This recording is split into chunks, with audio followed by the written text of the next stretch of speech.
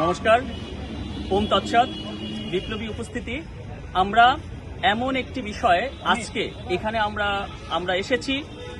আমরা আমাদের চট্টগ্রাম বিশ্ববিদ্যালয় পরিবারের ছাত্ররা তোমাদের আয়োজনে এমন একটা বিষয় নিয়ে আমরা এসেছি যে বিষয়টি একটা ন্যক্কারজনক ঘটনা। যে আপনারা জানেন যে বাংলাদেশের গাইবান্ধার পলাশবাড়িতে সেখানে ভগবান শ্রী রামচন্দ্রের একটা ভব্য ভাস্কর, একটা মূর্তি, একটা প্রতিমা হচ্ছে। সেই প্রতিমাকে মব করে তার নামে বিভিন্ন রকমের প্রোপাগান্ডা ছড়িয়ে সেই মূর্তি নির্মাণকে স্থগিত করে দেওয়া হয়েছে এবং সেই মূর্তির বিরোধিতা করে যে তথাকথিত আন্দোলন, সেই আন্দোলনে যেভাবে ভগবান শ্রী রামচন্দ্রের যে ছবিকে অসম্মানজনকভাবে অপমানিত করা হয়েছে এবং তার সাথে অসভ্যতার চূড়ান্ত, ভগবান শ্রী রামচন্দ্রে তিনি মর্যাদা পুরুষোত্তম, তার ছবিকে যেভাবে তার সাথে যে কুরুচিপূর্ণ আচরণ করা হয়েছে, আমি দেশের প্রশাসনের দৃষ্টি আকর্ষণ করছি অতি দ্রুত সেই মানুষগুলো চিহ্নিত, তাদের দেখা যাচ্ছে গোয়েন্দা সংস্থায় অতি দ্রুত তাদের গ্রেপ্তার করার জন্য। এটা গ্রেপ্তার করা এমন কিছু না, মাননীয় স্বরাষ্ট্রমন্ত্রী, আপনি দেখা যাচ্ছে কারা এই কাজগুলো করেছে। আজকে অনেক দিন হয়ে গেছে আপনারা তাদের করেন নাই। আমরা চাই আমাদের আমাদের বলা কথাগুলো যেগুলো বলার আমরা সেগুলো আগে বলতে চাই। কি বলতে চাই? এই যে রাম মন্দির যে হচ্ছে, রাম মূর্তি যে হচ্ছে, অতি দ্রুত এই মূর্তির কাজ শুরু করতে আপনারা নির্দেশনা দিবেন। আপনারা প্রশাসন চাপ দিয়ে ওই মন্দিরে যারা আছে, আপনারা জেনেছেন যে ওই মন্দিরের সাথে যুক্ত যে আছে হরিদাস দাস, তাদের দিয়ে বলিয়েছে যে আমরা আপাতত স্থগিত রাখলাম। কারণ কি, এটা সবাই বোঝে যে প্রশাসন চাপ প্রয়োগ করে এই কাজটি করেছে। তো প্রশাসনকে অতি দ্রুত বলবো যে আপনারা আপনাদের এই চাপ প্রয়োগ করে যে ওদের মুখ দিয়ে যে বলেছেন, এই রকম মানসিকতা থেকে আপনারা সরে এসে অতি দ্রুত রাম মন্দিরের কাজ আপনারা শুরু করবেন এবং এই মূর্তির সাথে যুক্ত যে হরিদাস, সে নিরাপত্তাহীনতায় ভুগছে, তারও নিরাপত্তা বিধান করবেন এবং এই রাম মূর্তি, ভগবান শ্রী রামচন্দ্রের ছবিতে আন্দোলনের নামে যারা অসভ্যতা বেয়াদবি করছে তাদের অতি দ্রুত গ্রেপ্তার করবেন। তা আমি দেশের প্রশাসনকে জানিয়ে দিতে চাই, বর্তমান প্রশাসন, আপনারা যেহেতু বলছেন যে আমরা একটা রংধনু জাতি, যে সবাই মিলেমিশে একসাথে বাস করতে চাই, যদি এরকম হয় তাহলে এই দেশে যদি অন্যান্য ধর্মাবলম্বীদের বৃহৎ সুউচ্চ প্রতিষ্ঠান থাকে, ধর্মীয় প্রতিষ্ঠান থাকে, তো সনাতন ধর্মাবলম্বীদের হলে সমস্যা কোথায়? আপনারা নিজেরাই বলুন। তাহলে সেখানে সনাতন ধর্মাবলম্বী হলে সমস্যা কোথায়? তাহলে এই যে এর বিরোধিতা করে স্থগিত করাটাই কিন্তু মানসিকতার প্রকাশ পাচ্ছে। আমি দেশের প্রশাসনকে বলছি যে নিজের ভালো পাগলেও বোঝে নিজের ভালো, অথচ আমরা আমাদের বাংলাদেশের মানুষেরা নিজেদের ভালো বুঝি না। আজকে যদি বাংলাদেশে 8টা দেবীপীঠ আছে, 7-8টি দেবীপীঠ, এবং বাংলাদেশে আমরা এই বাঙালি জনে যত মহাপুরুষকে আমরা শ্রদ্ধা করি, এর অধিকাংশই বাংলাদেশে জন্ম হয়েছে বা তারা দেহ রেখেছেন অথবা তাদের জীবনের সাথে কোনো না কোনো তারা যুক্ত ছিল এরকম বিষয়। যেমন শ্রী চৈতন্যের পূর্বপুরুষের ভিটা সিলেটের গোলাপগঞ্জ। আপনি দেখুন যে হরিচাঁদ ঠাকুর, গুরুচাঁদ ঠাকুর, তাদের জন্মস্থান বা তারা যেখানে মৃত্যুবরণ করেছেন সেটাও গোপালগঞ্জের ওরাকান্দি। এবং আপনি অনুকূল ঠাকুরের জন্মস্থান পাবনাতে। আপনি জগৎবন্ধু সুন্দর, তিনি যে মৃত্যুবরণ করেছেন বা তিনি তার জীবনটি কাটিয়েছেন তিনি ফরিদপুরে, এবং রাম ঠাকুর তিনিও শরীয়তপুরে। আমি যদি বলতে চাই, এখন বাঙালি জনে আমরা বাংলা, বিহার, উড়িষ্যা, ঝাড়খণ্ড, যে সমস্ত মহাপুরুষকে আমরা সম্মান করি, প্রায় অধিকাংশ মহাপুরুষের সাথে বাংলাদেশ সম্পর্কিত। যে লোকনাথ বাবা, আপনি যদি পশ্চিমবাংলা, বাংলাদেশ, আসাম যেখানে যান, সকল জায়গায় একটি ছবি কমন দেখবেন, সেটা লোকনাথ বাবার। সেই লোকনাথ বাবার সমাধি পর্যন্ত আমাদের বাংলাদেশের 12 দিকে।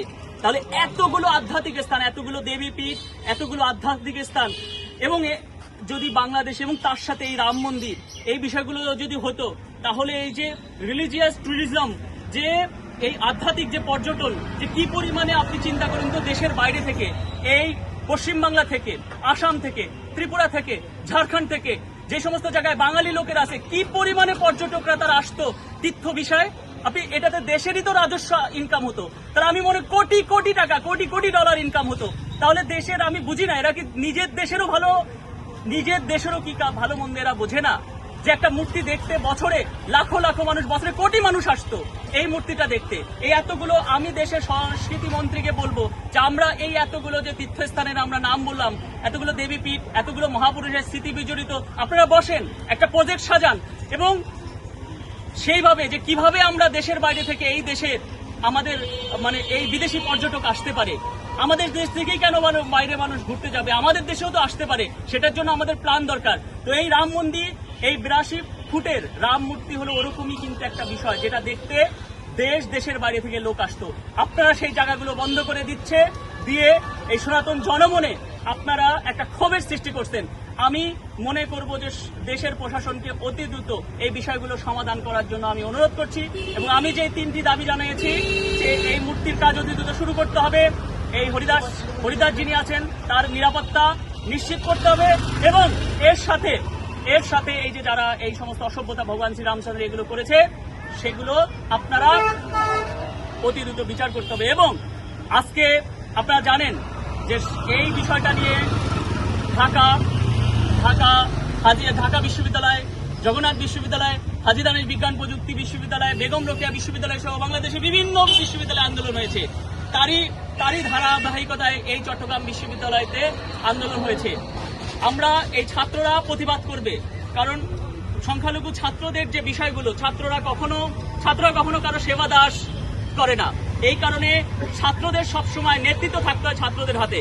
কিন্তু আমরা খুবই দুঃখজনকভাবে আমরা দেখছি এই চট্টগ্রাম বিশ্ববিদ্যালয় এমন একটি বিশ্ববিদ্যালয় যেখানে সংখ্যালঘু সনাতন ধর্মাবলম্বী ছাত্রছাত্রীদের কোনো সংগঠন নেই। সেখানে নেতৃত্ব এতদিন ছিল শিক্ষকদের হাতে, এখন যে হোক শিক্ষকের সাথে একজন সেক্রেটারি ছাত্রদের দেওয়া হয়েছে।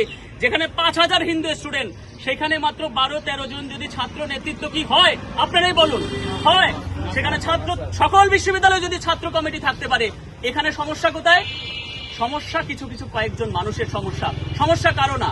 তাহলে এই যে যারা এই কাজগুলো করছে, আজকে আমার খুব খারাপ লেগেছে যে এখানে এই যে এত ছাত্ররা এসেছে, তার সাথে আমি একা এসেছি। আমি ভেবেছিলাম আরো অনেক শিক্ষকরা আসবে, এমনকি যেই শিক্ষকরা বিভিন্ন ক্ষমতাবান শিক্ষকরা, আমরা কিছুদিন আগে মন্দির উদ্বোধনে যে সমস্ত শিক্ষকদের বিভিন্ন বড় বড় ফুটেজে দেখেছি, স্টেজে দেখেছি, সেই একটা শিক্ষকরেও তো দেখি না। যে ভাই আপনি তাহলে আপনার কাছ কি স্টেজে ফুটেজ নেওয়া? আপনার কাছ কি এই মন্ত্রীদের সাথে যোগাযোগ রক্ষা করে তারপরে ব্যক্তিগত ডোনেশনের জন্য যাওয়া? বলেন আপনারা যে কতটা অযোগ্য। আপনারা কল্পনা করেন তো, সেইখানে আপনারা দেখেছেন যে প্রধানমন্ত্রী বিশেষ সহকারী রিজনদার, তার যে তিনি এসেছেন, তাকে যে ইনভিটেশন, তার যে ছবিটি, তার জায়গায় আরেকজনের ছবি বসিয়ে দিয়েছেন। তার মানে এতটুকুন কালকে ইনভিটেশন করছে, তার নামের পুরো ক্যাম্পাস, চট্টগ্রাম বিশ্ববিদ্যালয় ক্যাম্পাসে কত বিলবোর্ড লাগিয়ে দেওয়া হয়েছিল অন্য একটা ব্যক্তির নাম, তার ছবি আরেকজনের। এটা কি অযোগ্যতা না? এই কমিটির লোকদের পদত্যাগ করা উচিত ছিল না? হয়েছে। সেটার জন্য বলা যাবে না, বললেই ট্যাগিং, ফ্রেমিং করা হয় যে তুমি সংগঠন বিরোধী, তুমি অমুক বিরোধী। তাহলে এই যে ব্যক্তিগুলো, আমি মনে করি এগুলো ঠিক না। আপনারা অপরাধ করতেছেন, আপনারা ভগবানের কাছে অপরাধ করতেছেন। আপনারা এই চট্টগ্রাম বিশ্ববিদ্যালয়ের ছাত্র নেতৃত্ব সনাতন ধর্মাবলম্বীদের হতে দেন নাই। আজকে এই চট্টগ্রাম বিশ্ববিদ্যালয়ের ছাত্ররা দাঁড়িয়ে আজ দুটি কথা বলবে সম্প্রদায়, ঠিক মতন বলতে পারছে না। কেন পারছে না? কারণ নেতৃত্ব এখান থেকে আপনারা হতে দেন নাই। এখান থেকে হতে দেন নাই দেখে সেই নেতৃত্ব চট্টগ্রাম শহরে যায় নাই। চট্টগ্রাম শহরে আজকে আমরা দেখি ঢাকা শহরে যে নেতৃত্ব সনাতন ধর্মাবলম্বীদের দেয়, কারা দেয়? ঢাকা ইউনিভার্সিটি জগন্নাথ হলের ছেলেরা, তারা শাহবাগে নেতৃত্ব দেয়, তারা ঢাকেশ্বরীতে দেয়, তারা রমনাতে দেয়, তারা জগন্নাথ হলে লামনাইতে দেয়। চট্টগ্রাম বিশ্ববিদ্যালয়ের ছেলেরা কেন দেয় না চট্টগ্রাম শহরে? আজকে এই যে চট্টগ্রাম যে আমাদের জোটের যে প্রোগ্রাম হয়েছে, আপনারা জানেন যে চট্টগ্রামে যে আন্দোলন হয়েছে, সেখানে চট্টগ্রাম বিশ্ববিদ্যালয়ের ছাত্র কোথায়? একজন ছাত্র চট্টগ্রাম বিশ্ববিদ্যালয়ে নেই। কেন নেই? কারণ এখানে সেই নেতৃত্ব তৈরি করা হয়নি। এই চাকসুর সময় আমরা হারে টের পেয়েছি, সেখানে আমরা ক্যান্ডিডেট পর্যন্ত দিতে পারিনি, কারণ ছাত্র নেতৃত্ব তৈরি হয় নাই। কেন হয় নাই? কারণ ছাত্র সংগঠন নেই। এই সংগঠনগুলো কারা হতে দেয় নাই?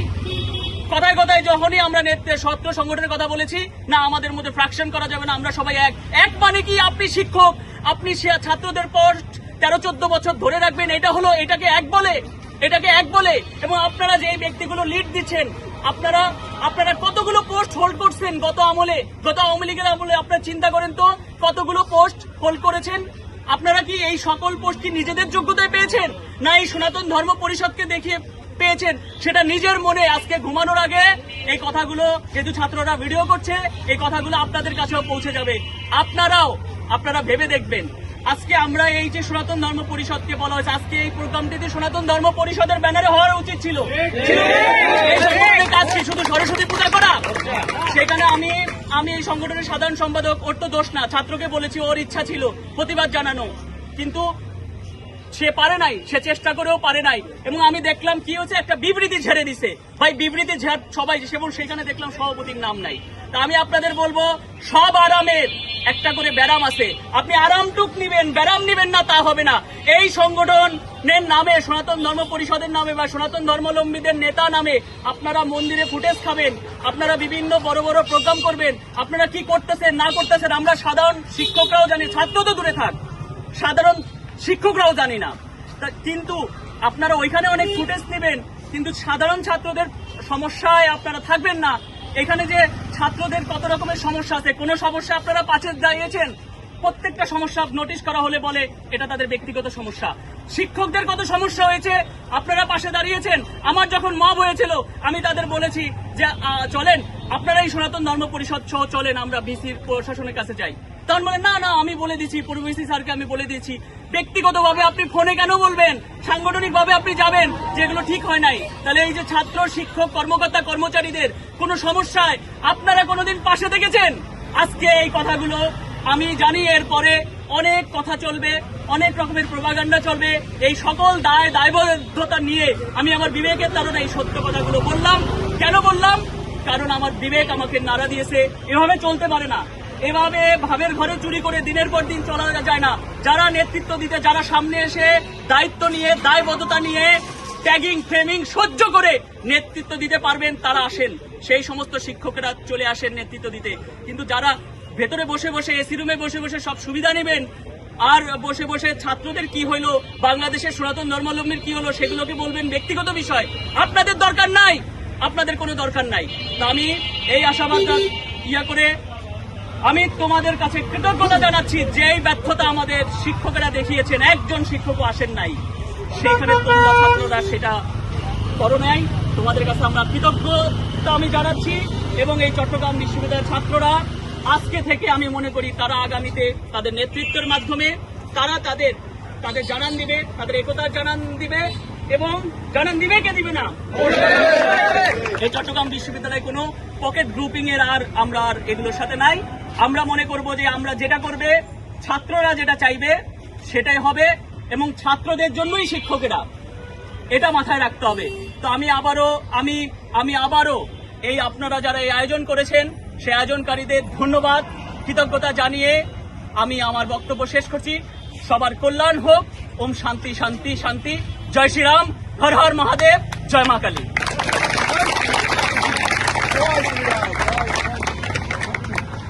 না, এটা কোনো মিছিল